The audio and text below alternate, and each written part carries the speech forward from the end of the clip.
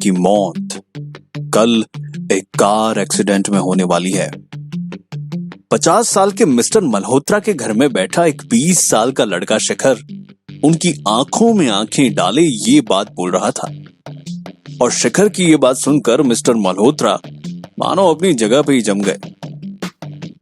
शिखर अपनी बात जारी रखते हुए बोला, जैसे ही कल आप कार से ऑफिस के लिए पहला मोड़ लेंगे, वहां एक ट्रक ठीक आपके सामने से आ रहा होगा। उससे बचने के लिए जैसे ही आप अपनी गाड़ी घुमाओगे, बगल से आ रही स्कूल की बस से आपकी टक्कर हो जाएगी और फिर सीधा शमशान। मिस्टर मल्होत्रा का माथा पसीने के बूंदों से भरा हुआ था और वो एक हकलाती हुई तीखी आवाज में बोले, क्या बकवास कर रहे हो? फिर शमशान में खड़ी मिसेज मल्होत्रा आपके पार्थिव शरीर को देखकर रो रही होगी। अब करे भी तो क्या? पूरी जिंदगी आपने प्राइवेट नौकरी में ही निकाल दी और जो कमाया था सब बच्चों की पढ़ाई पे लगा दिया। अब कहां से लाएंगे पैसे? अब अंतर्यामी तो हो नहीं, आप जो बोलोगे ऐसा नहीं हो सकता। अब इतना प्यार तो अपने बीवी बच्चों से करते ही होंगे कि चाहेंगे उनको ये दिन ना देखना पड़े। इसीलिए बोल रहा हूं सर, आप कम से कम 40 करोड़ का लाइफ इंश्योरेंस करा लीजिए। शिखर को आज कुछ भी करके मिस्टर मल्होत्रा को जीवन बीमा लेने के लिए मनाना था, चाहे उसके लिए उसे मिस्टर मल्होत्रा को बहलाना फुसलाना पड़े या मक्खन लगाना पड़े। अगर शिखर ये करने में असफल होता तो सीधा काम से निकाला जाता, और अभी शिखर काम से निकाले जाने का जोखिम नहीं उठा सकता है। अगर शिखर की बातें सुन मिस्टर मल्होत्रा उस पर चिल्ला पड़ते हैं, सीधा शिखर का कॉलर पकड़ते हैं और बोलते हैं, पागल है क्या? मुझे डरा धमका के इंश्योरेंस बेचना चाहता है? मिस्टर मल्होत्रा का जोरदार थप्पड़ शिखर के गाल पर अपनी छाप छोड़ जाता है और उसे सुनाते हैं, आज के बाद इस मोहल्ले तो छोड़, आसपास के किसी गली मोहल्ले में भी दिख गया ना तो वहीं सबके सामने तेरी खबर लूंगा। शिखर आगे और कुछ सुन भी नहीं पाया क्योंकि मिस्टर मल्होत्रा ने उसे धक्के मारते हुए घर से बाहर निकाल दिया और उसके मुंह पे दरवाजा जोर से बंद कर दिया। शिखर बिना हिले कुछ देर वहीं खड़ा रहा, मुंह लटकाए। वो यही सोच रहा था कि आज का टारगेट भी पूरा नहीं हुआ, बॉस से फिर बात करनी पड़ेगी, कहीं नौकरी से ना निकाल दे और थोड़े बहुत पैसे भी मिल जाए। और अगर आज भी पैसों का इंतजाम नहीं हुआ तो अनर्थ हो जाएगा। शिखर अपने आप से बात करके हौसला जुटाते हुए बॉस के केबिन में जाता है, जहां बॉस पहले से ही उसके इंतजार में आग बबूला बैठा हुआ है। और शिखर को देखकर टेबल पे अपने हाथ जोर से पटकते हुए बॉस बोला, क्या बोल के आ गया तू मिस्टर मल्होत्रा को? मंद बुद्धि है क्या? शिखर का चेहरा सफेद पड़ जाता है और वो अपने बचाव में बोलता है, मगर बॉस मैं तो आपने जो बोला वही कर रहा था। आप ही कहते हो ना, कुछ ना सूझे तो शॉक ट्रीटमेंट देके ग्राहक को मनाओ। बॉस कटाक्ष कसते हुए कहता है, माफ करना, गलती हो गई मुझसे, अब इस गलती को अभी सुधार देता हूं, तुम्हें काम से निकाल के।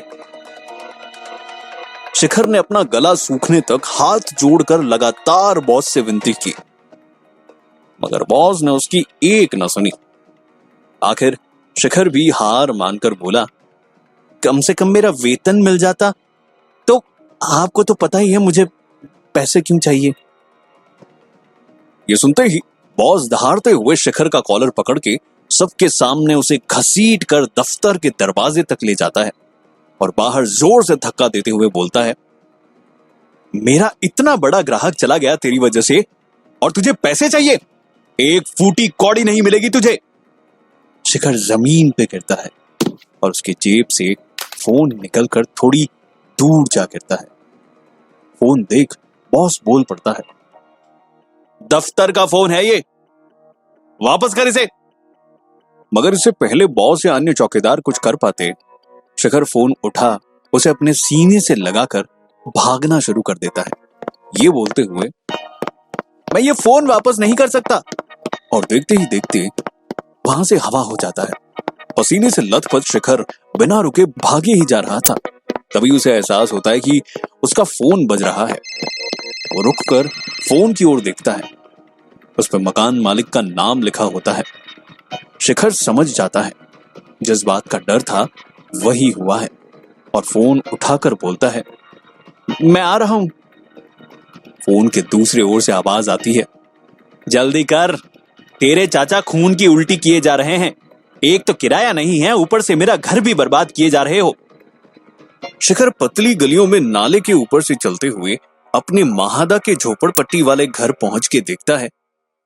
उसके घर से सारा सामान निकालकर बाहर फेंका जा चुका था और घर के दरवाजे पर मकान मालिक ताला लगा के जा चुका था। और उसके 60 साल के आंखों के नीचे काले घेरे लिए चाचा अधमरे से खांसते हुए रास्ते पे सामान के साथ बैठे हुए हैं। अपने चाचा की ये हालत देखकर उनसे नजरें मिलाने की भी हिम्मत शिखर में नहीं थी। शिखर को देखकर चाचा बोले, मैं मकान मालिक को बोलता रहा मेरा शिखर पैसे लेकर आता ही होगा, मगर उसने मेरी एक ना सुनी। सामान बाहर फेंकवा के दरवाजे पे ताला लगा गया। शिखर सर झुकाते हुए बोला, माफ करना चाचा, मैं पैसों का इंतजाम नहीं कर पाया। चाचा 2 पल के लिए बस शिखर की ओर देखते गए और फिर खांसते हुए बोले, जितना तूने किया है उतना तो मेरे सगे बेटे ने भी ना किया होता मेरे लिए। शिखर की आंखों में आंसू तो थे, मगर वो अपने चाचा के सामने उन्हें दिखाना नहीं चाहता था। चाचा ने तो जीने की वैसे ही सारी उम्मीद छोड़ दी थी, मगर शिखर को अब भी भरोसा था कि वो जल्द ही चाचा का इलाज करवाएगा। ऐसे में वो चाचा के सामने आंसू बहाकर कमजोर नहीं पड़ सकता था। उसने तुरंत एक एक करके अपने सभी दोस्तों को फोन लगाना शुरू कर दिया। थोड़ी देर में एक दोस्त रवि वहां आता है, मगर शिखर के पड़े सामान को देख बोलता है, चाचा को तो मैं कुछ दिनों तक अपने साथ रख लूं, मगर मेरे छोटे से घर में इतना सारा सामान रखने की जगह नहीं होगी। एक काम कर, सामने जो रेलवे स्टेशन है वहां कई खाली मालगाड़ी के डब्बे कई महीनों तक ऐसे ही पड़े रहते हैं। उनमें से एक डब्बे में अपना सामान रख दे और फिर जैसे ही रहने का ठिकाना मिल जाए सामान लेकर वहां शिफ्ट हो जाना। शिखर रवि की बात मानते हुए सामान लेकर वहां से निकल जाता है और रवि चाचा के साथ। शिखर दोस्त की बात मानते हुए सारा सामान मालगाड़ी में रखवा के जब वापस आता है दोस्त के घर, तो देखता है कि चाचा कुर्सी पे बैठे खांस रहे थे। घर में कहीं और जगह भी नहीं थी जहां वो चाचा को लेटा पाता। शिखर रवि से अपने चाचा को कम से कम घर के किसी बिस्तर या गद्दे पर लेटाने की भीख मांगना चाहता था। तभी रवि उसके बगल में जाकर बोलता है, घर में कुछ मेहमान आए हुए हैं, इसीलिए पापा ने चाचा को अंदर ले जाने से मना कर दिया। माफ करना दोस्त, मगर अभी इस कुर्सी के अलावा जगह नहीं है मेरे पास जो चाचा को सुला सकूं। शिखर रवि का हाथ अपने हाथ में लेते हुए बोलता है, तूने जितना किया उतना ही काफी है। बाकी सब तो मेरा फोन भी नहीं उठा रहे थे। सबको यही लगता है कि मैं बस पैसे मांगने के लिए फोन करता हूं उन्हें। शिखर को दिलासा देकर रवि अपने काम पे जाने को तैयार होने लगता है। रवि अपना डिलीवरी बॉय का यूनिफॉर्म पहनकर बोलता है, मेरे काम का समय हो गया, मैं निकलता हूं। शिखर उसे देखकर पूछता है, वैसे रवि तू आजकल कहां काम कर रहा है? रवि विस्तार से शिखर को अपने काम के बारे में बताता है, जिसे सुन शिखर पूछता है, क्या मुझे भी इस कंपनी में कोई काम मिल सकता है? रवि जवाब देता है, साथ चल, अब भी बॉस से बात करके तुझे काम पे लगवाता हूं। शिखर को रवि के विनती पे काम मिल जाता है और शिखर भी तुरंत काम मिलते ही अपने पहले ग्राहक की ओर निकलता है। एक बड़ी मंजिल के आलीशान सोसाइटी की सबसे खूबसूरत फ्लैट पर पहुंचकर शिखर दरवाजे की घंटी बजाता है। दरवाजा जैसे ही खुलता है, सामने खड़े आदमी को देखकर शिखर भौचक्का रह जाता है और अपनी टोपी से अपना चेहरा छिपाने की कोशिश करता है। मगर सामने खड़े इंसान ने शिखर का चेहरा देख लिया था और वो अपने घर में चल रहे पार्टी को रुकवाते हुए सबका ध्यान अपनी ओर आकर्षित करते हुए बोलता है, दोस्तों, आज हमारे इस पार्टी के विशेष अतिथि पधार चुके हैं।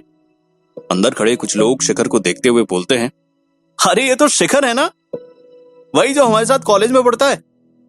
शिखर को पार्टी में मौजूद सभी लोग उसे ऐसे देख हंसने लगे मानो वो किसी चिड़ियाघर में आया नया पशु हो।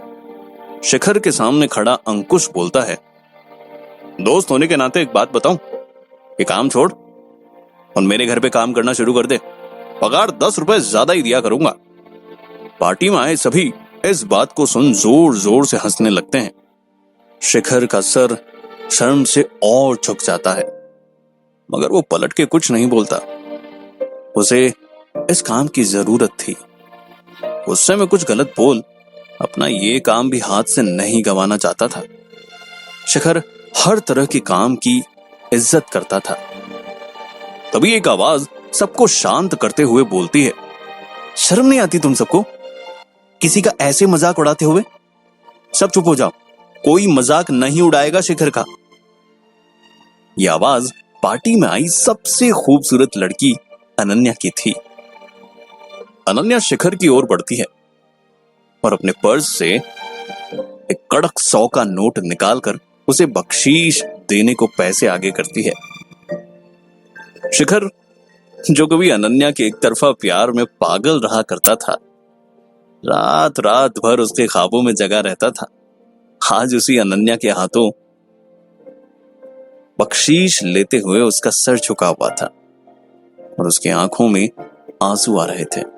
शिखर बिना एक बूंद आंसू बहाए अनन्या को थैंक यू बोलकर वहां से निकल जाता है। आंसू बहाए भी तो कैसे, आखिर गरीबों के पास रोने तक का वक्त कहां होता है। शिखर रात को अपना काम खत्म कर एक अस्पताल जाता है, ये पूछने की चाचा की भर्ती में कितना खर्चा आएगा। जवाब में 50,000 सुन शिखर खुद से बातें करता हुआ अपना सिर हिलाता वहां से निकल जाता है। क्या इतने पैसों का इंतजाम मैं कर भी पाऊंगा या नहीं? और सीधा जा पहुंचता है रेलवे यार्ड मालगाड़ी से अपना कुछ सामान लाने। मगर वो मालगाड़ी दूर दूर तक नजर नहीं आ रही थी। मालगाड़ी शिखर के सारे सामान के साथ रवाना हो चुकी थी। इस शहर में अब शिखर के पास अपना कहने को कुछ ना था। बस एक अपना था जो कुछ दूर किसी कुर्सी पे बैठे खून की उल्टियां करते हुए उसके अपने चाचा जी थे, जो अपनी आखिरी सांसें गिन रहे थे। शिखर कुछ देर तो वहां बुत बने खड़ा रहा। कभी बगल की पटरी से तेज रफ्तार में रेलगाड़ी गुजरती है और शिखर के दिमाग में एक ख्याल पनपता है, क्या फायदा ऐसी जिंदगी का, इसमें ना तो उस चाचा के लिए कुछ कर पाया जिन्होंने मुझे पाल पोस के बड़ा किया, ना ही उसके अलावा कोई है और इस दुनिया में जो मेरी परवाह करे। जिए तो जिए क्यों और किसके लिए? ये दुनिया गरीबों के लिए है ही नहीं। इस दुनिया में रहने से मौत ही अच्छी है। कम से कम मौत के बाद उसे पैसों की वजह से अपनों को अपनी आंखों के सामने मरते नहीं देखना पड़ेगा। इसी सोच के साथ शिखर अपने बगल वाली पटरी पे जाकर खड़ा हो गया, अगली आने वाली ट्रेन का इंतजार करते हुए। वह अपनी इस दुनिया में बिताए कुछ हसीन लम्हे याद करने लगा। तभी सामने से ट्रेन की छुक छुक की आवाज आने लगी। शिखर का दिल कांप तो रहा था, मगर फिर भी वो अपनी जगह से हिला नहीं। अचानक उसके फोन की घंटी बजना शुरू हो गई, मगर शिखर उसे नजरअंदाज करते अपनी जगह पे ही खड़ा रहा। रेलगाड़ी तेज रफ्तार से शिखर की ओर आई जा रही है। फोन की घंटी बजना बंद होती है और एक संदेश आता है। संदेश के पिंग की आवाज सुनकर शिखर घबरा जाता है। कहीं चाचा को तो कुछ नहीं हो गया? एक आखिरी बार बात तो करनी चाहिए उनसे। शिखर तुरंत फोन में आया संदेश देखता है। संदेश देखकर उसकी आंखें खुली की खुली रह जाती है। ये कैसे हो सकता है? शिखर को आए संदेश में लिखा था, मैंने आपके खाते में 50 करोड़ रुपए जमा करा दिए हैं। और संदेश के अंत में भेजने वाले का नाम लिखा था, आपका शुभचिंतक। ये पढ़ शिखर सोचता है, कितनी जालिम दुनिया है ये। एक गरीब को चैन से मरने भी नहीं दिया जाता। मरते वक्त भी उनके जले पे नमक छिड़कना जरूरी होता है। और वापस सामने की ओर देखने लगता है। अब सामने आ रही ट्रेन की लाइट दिखने लगी थी। तभी फिर से उसके फोन की घंटी बजती है और एक संदेश आता है, जिसे देखकर शिखर बोल पड़ता है, कहीं कोई मजाक तो नहीं? इस बार संदेश बैंक की तरफ से आया था। वाकई किसी ने उसके खाते में पूरे 50 करोड़ रुपए जमा करा दिए हैं। तभी सामने से आ रही रेलगाड़ी की तेज रोशनी शिखर के आंखों में पड़ती है। वह अपनी आंखें मूंदता है और देर रात एलएलबी रतन साहू के घर का दरवाजा कोई खटखटाता है। नशे में चूर रतन साहू जाके अपना दरवाजा खोलता है। सामने से आवाज आती है, वकील चाचा, आपसे कुछ बात करनी थी। रतन सामने खड़े आदमी को देख के बोलता है, शिखर, तू यहां क्या कर रहा है? अपने सर पे बाहों को फेरता हुआ शिखर उसके फोन में आया संदेश दिखाते हुए बोलता है, चाचा, किसी ने मेरे खाते में 50 करोड़ रुपए जमा कराए हैं। मुझे कुछ समझ नहीं आ रहा, ये पैसा कहां से आया या किसने दिए? मेरे पहचान में बस आप ही एक वकील हो, इसलिए सीधा यहां आ गया। फोन में आया संदेश देखकर वकील चाचा का मुंह खुला का खुला रह जाता है। कुछ देर तक उनकी जुबान से एक शब्द भी नहीं निकलता। चाचा जी कभी संदेश तो कभी शिखर की ओर बारी बारी घूरे जा रहे थे। रतन अपने आप को संभालते हुए बोले, 50 करोड़? इतना तो मैं पूरी जिंदगी दिन रात लगा के भी मेहनत करूं, फिर भी इतना ना कमा पाऊंगा। और बेटा, मैं कोर्ट कचहरी में लड़ने वाला वकील नहीं, स्टाम्प वाले कागज बेचने वाला एक मामूली सा वकील हूं। तुम्हारी इस समस्या का समाधान मेरे पास तो नहीं है। शिखर अपना सर धीरे धीरे हिलाते हुए वहां से निकल ही रहा था कि पीछे से चाचा जी याद करते हुए बोले, वैसे कुछ दिन पहले एक और लड़का मिला था जिसके खाते में किसी ने ऐसे ही पैसे जमा करवा दिए थे। और फिर अगले ही दिन एक सुनसान गली में उसकी हत्या हो गई और सारे पैसे लेकर कोई भाग गया। मेरी मान तो सीधा थाने जा, पुलिस ही तेरी इस समस्या को हल कर सकती है। चाचा की ये बातें सुनकर शिखर की सांसें तेज हो गई और वो चाचा के कहे मुताबिक थाने की ओर निकल पड़ता है। शिखर आधी रात थाने में जाकर वहां बैठे एक हवलदार को संदेश दिखाते हुए सारी बात बताता है। शिखर की बातें सुन और हुलिया देखकर हवलदार उल्टा शिखर को ही पीटना शुरू कर देता है। बताओ कहां से चुराए तूने ये पैसे? कौन सा 2 नंबरी धंधा करता है तू? शिखर अपने बचाव में बोलता है, अगर मैंने ये पैसे चुराए होते तो मैं यहां क्यों आता शिकायत दर्ज करवाने? क्या आपको अपना काम भी ठीक से नहीं आता क्या?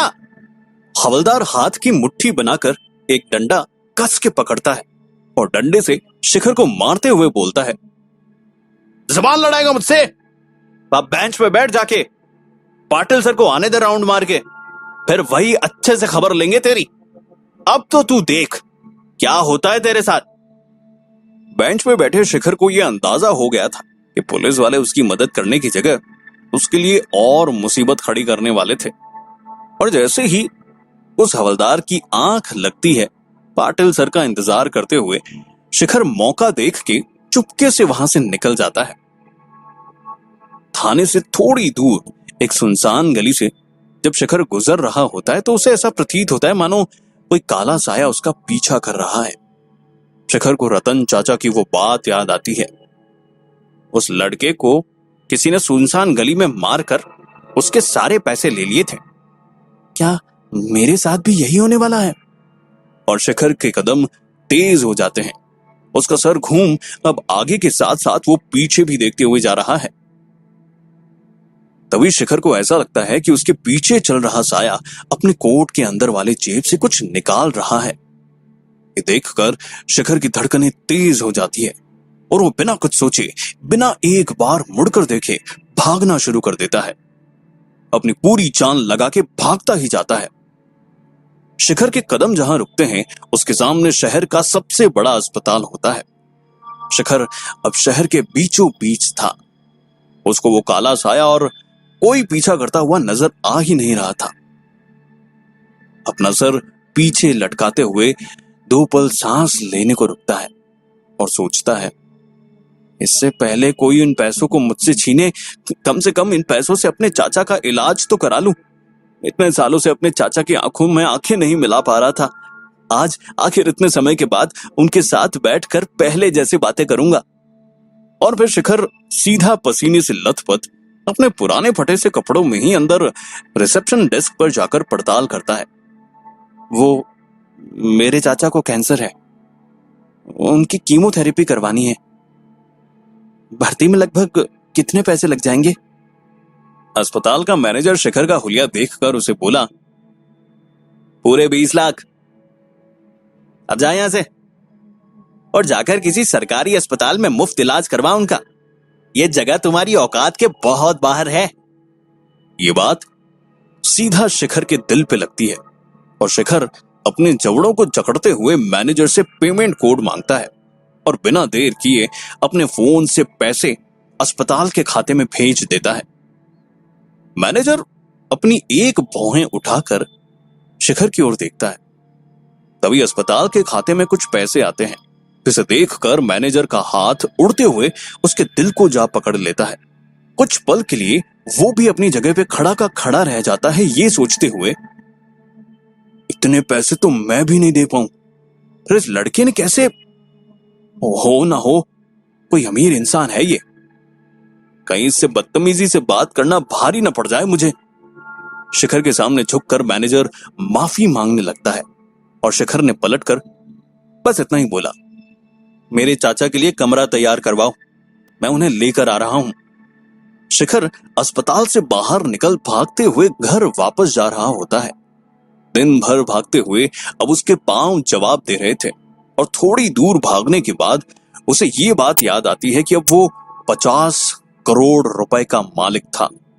उसे भागते हुए घर जाने की कोई जरूरत नहीं। वो चाहे तो अपने एक इशारे पे सबसे महंगी कार खरीद सकता था। शिखर एक गाड़ी रोकने को जैसे ही हाथ दिखाता है, उसे रवि का फोन आता है। शिखर फोन पे बोलता है, पैसों का इंतजाम हो गया रवि, मैं बस चाचा को लेने ही आ रहा हूं, उन्हें तैयार रहने को बोल दे। फोन की दूसरी ओर से आवाज आती है, शिखर तेरे चाचा अब इस दुनिया में नहीं रहे। ये सुनते ही मानो शिखर के पैरों तले जमीन खिसक गई और शिखर वहीं जमीन पे घुटनों के बल गिर गया और फूट फूट कर रोना शुरू कर दिया उसने। जिस चाचा का इलाज कराने उसने शहर के सबसे बड़े अस्पताल में कमरा बुक करवाया था, वो चाचा अब इस दुनिया में नहीं रहे। अगले पल शमशान में अपनी चाचा की जलती चिता के सामने बैठे शिखर को फोन पे फिर से एक संदेश आता है, आपके चाचा के गुजरने का बेहद अफसोस है हमें। और पहले की तरह अंत में एक नाम लिखा होता है, आपका शुभचिंतक। शिखर समझ जाता है कि ये वही है जिसने उसके खाते में पैसे जमा करवाए हैं। अपने हजारों सवालों का जवाब ढूंढते हुए शिखर जिस नंबर से संदेश आया था उसी नंबर पर वापस फोन लगाता है। इधर जैसे जैसे फोन की घंटी बजना शुरू होती है, शिखर के दिल की धड़कन भी उतनी ही तेजी से धड़कने लगती है। आखिर कौन है वो जिसने शिखर को इतने पैसे दिए? आखिर मकसद क्या है उसका इसके पीछे? आखिर कहीं शिखर किसी जाल में तो नहीं फंसने वाला था जो हमेशा के लिए उसकी जिंदगी पलट के रख देगी? आगे जानने के लिए सुनते रहिए मिलियनेयर डिलीवरी बॉय।